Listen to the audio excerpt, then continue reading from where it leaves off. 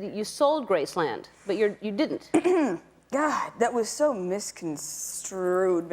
It was the headline that made people gasp. Marie Presley Sells Graceland. Just like that, the unthinkable seemed real.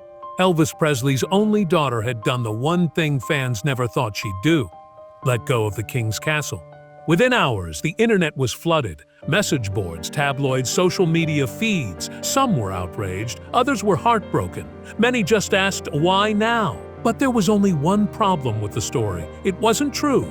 Marie Presley didn't sell Graceland, not in the way people assumed.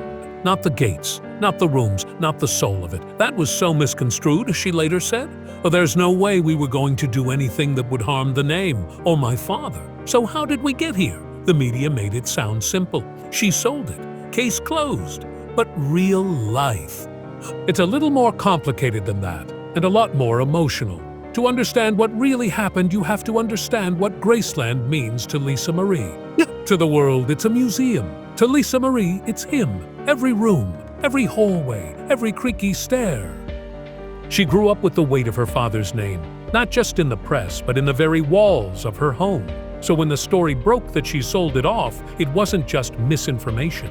It was personal. Because here's the thing. Marie didn't just inherit a property, she inherited a legacy. And with that legacy came decades of expectation, pressure, and yes, rumors that would follow her for most of her life. But this one, the idea that she could give away the last living piece of Elvis, was the one she had to address head-on. And in her own words, I still own it. And, I still control what happens there. That's never changed. But if she didn't sell it, what did she do? That's where the story really begins. For most people, Graceland is a museum, a place to buy Elvis mugs, snap photos by the pink Cadillac, and walk the same halls the king once did. But for Marie Presley, it was home. I was just a girl growing up in a shrine, she once said. Except, I didn't realize it was a shrine yet. To her, Graceland wasn't sacred marble floors or velvet ropes. It was pajamas in the kitchen. It was her dad singing off-key in the hallway. It was rooms filled with laughter music and the occasional peanut butter and banana sandwich at 2 a.m. long before it became a stop on a tour map. It was where she learned to walk, where she played hide and seek, where she saw her father, not as Elvis, but as Dad. And after he passed, Graceland became something else entirely. A place frozen in time, rooms untouched, furniture unchanged. A house preserved not just by staff, but by memory. Marie didn't turn it into a tourist attraction, she turned it into a time capsule. That legacy didn't stop with her. Her daughter, Riley Keough, now a successful actress and model, grew up hearing those same stories. She didn't just inherit Elvis's eyes, she inherited his echo. Riley has his fire. Lisa once said, she's got that energy. She's got that energy. She knows what Graceland means, not just to us, but to the world. Even Priscilla, Lisa's mother, remains deeply tied to the house. Though she and Elvis separated long before his death, her fingerprints are still everywhere. How the home was preserved, to how it was eventually opened to the public, she and Lisa built a bridge between the myth and the man. 3 women. 3 generations, all connected by one man and one house. Graceland wasn't just where Elvis lived. It's where his legacy lives on, through the women who protected it. And for Marie, it wasn't an asset to manage, it was a promise to keep. It started with one headline, then another, then a wildfire. Marie Presley sells Graceland. A Presley heir cashes out Elvis's legacy. Elvis has left the building, for good. Marie remembers the moment the news hit. She was in LA. Scrolling on her phone between meetings when the text started flooding in. First it was a friend. Oh wait, you sold Graceland. Then it was her manager. We should probably talk. Then her mom. What the hell is going on? Priscilla asked. Lisa didn't even blink. You tell me. Apparently I sold your ex-husband's house and forgot to mention it. Cue the sarcasm. Cue the confusion. Because by the time Marie even read the headline, it had already gone viral. TV outlets picked it up. Tabloids ran it like gospel. Yeah, even late-night comedians squeezed it in for a punchline. She was stunned. Not because it was absurd, but because people actually believed it. They made it sound like I sold my father's grave, she would later say, as if I just handed it over like an old handbag. In truth, nothing had changed. No gates had closed, no deeds had been exchanged. But when you carry the Presley name, facts don't matter nearly as much as perception. And perception was suddenly everywhere. One article cited unnamed insiders. Another referenced to quiet financial struggles. A third speculated she was distancing herself from the Elvis brand. And all the while, Lisa just sat there stunned. "I've been dealing with the press my whole life," she said. "But this one hit different, because this wasn't just about her. It was about her father, her family, her promise. The truth, the real story, was buried beneath the noise. And in the middle of it all, Lisa had a decision to make: let the lie spread or speak up and set the record straight. She chose the latter. But first, she had to explain what really happened, not the rumor. Not the tabloid version, the real business behind the Presley legacy. And that meant pulling back the curtain on boardrooms, balance sheets, and yes, a very uncomfortable meeting with her mother. Let's clear something up. Lisa Marie didn't sell Graceland. She didn't sell the land. She didn't sell the mansion. She didn't even sell the kitchen where Elvis made those midnight peanut butter and banana sandwiches. What she did sell, or rather merge, was part of Elvis Presley Enterprises, the corporate arm that managed licensing, branding, and merchandising of her father's name and image. There's a difference between the estate and the enterprise, Lisa explained. But nobody ever bothers to print that.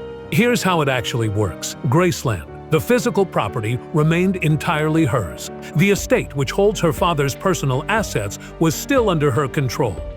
But Elvis Presley Enterprises, EP, the business that managed Elvis's likeness, royalties, and branding, was partially merged with another company. That merger allowed new capital to flow in, expanded Elvis's global presence, and yes, gave another party majority ownership of the enterprise. Not the house, not the estate, and definitely not the grave. Lisa Marie retained 15% of EP and full control over Graceland and the estate itself. It was never about giving anything away, she said. It was about protecting it, scaling it, strengthening it, and keeping it alive.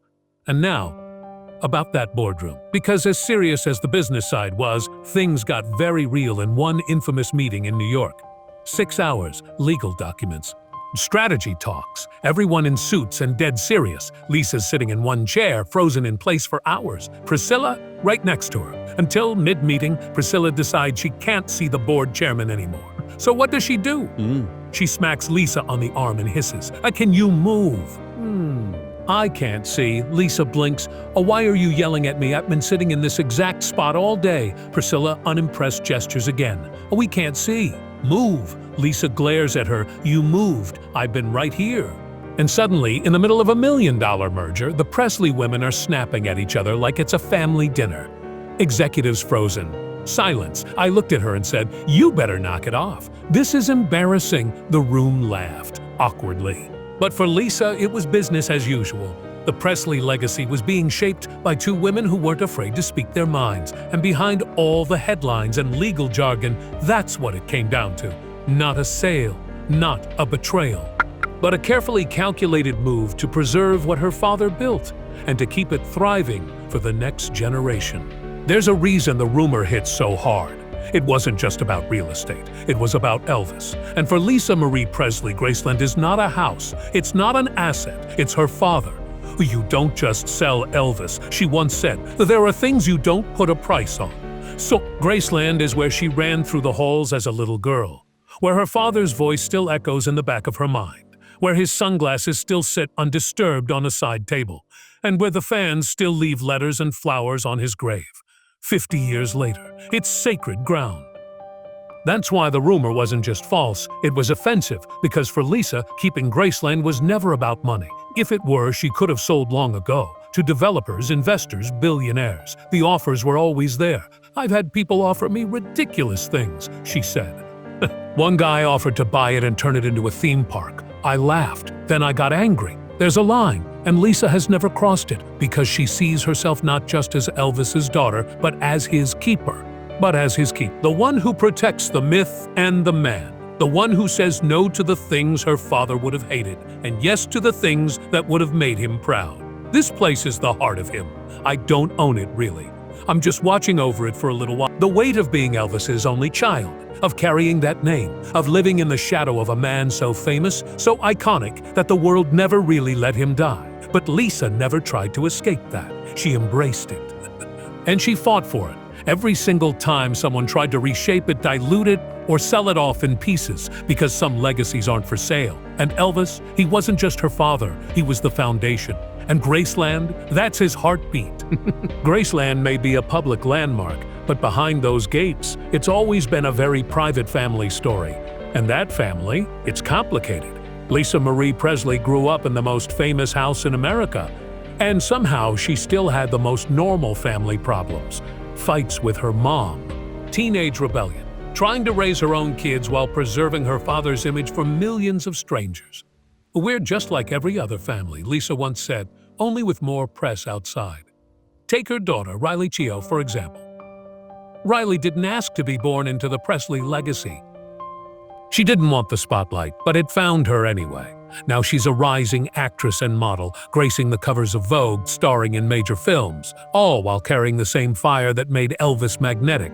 Lisa watches her daughter the way Priscilla once watched her, proud, protective, maybe a little terrified. Riley's strong, she said. She knows who she is, but I still worry because I know what it's like to have the world expect you to be more than just you. And then there's Priscilla, Elvis's former wife, Lisa's sometimes business partner, and always her mom. Their relationship? Close, complicated, fierce. They've had arguments in boardrooms, debates over branding, and deeply personal conversations about what Elvis would have wanted and what he wouldn't. We've yelled at each other in meetings. Lisa laughed.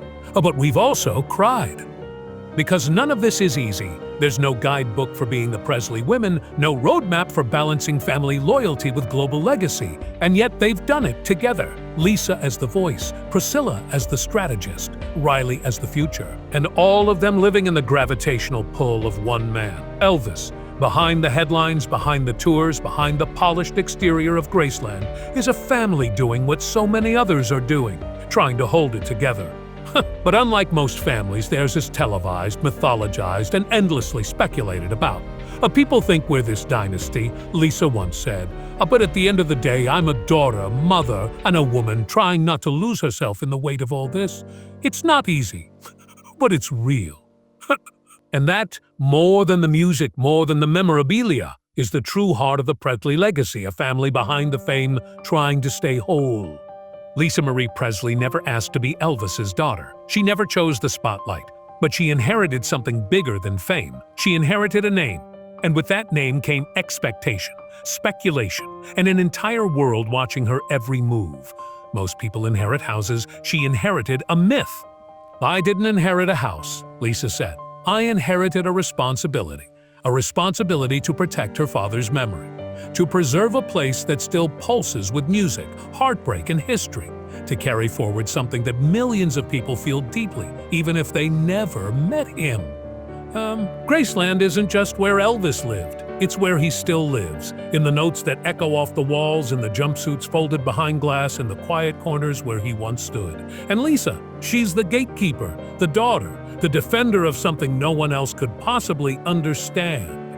Even through financial troubles, media storms, personal loss, and public scrutiny, she never gave up the name, or the place it represents. It's not mine to give away, she once said. It's his, and I'm just keeping it safe. That's not ownership, that's loyalty. That's loyalty, and that's the kind of legacy you don't measure in dollars. You measure it in devotion. Now let me ask you something. If your father's name was known all over the world, if millions looked to you to preserve his memory, if the media twisted your story and the pressure never let up, would you have been able to hold the line? Would you have stood your ground when the offers came in? When the tabloids shouted louder than the truth? When family drama spilled into boardrooms? Lisa Marie Presley didn't just carry her father's last name, she carried his legacy, and whether you agreed with her decisions or not, you can't deny this. She never stopped protecting it. So here's the question. What would you have done in her place? Let us know in the comments, because legacies, they're not just inherited, they're fought for.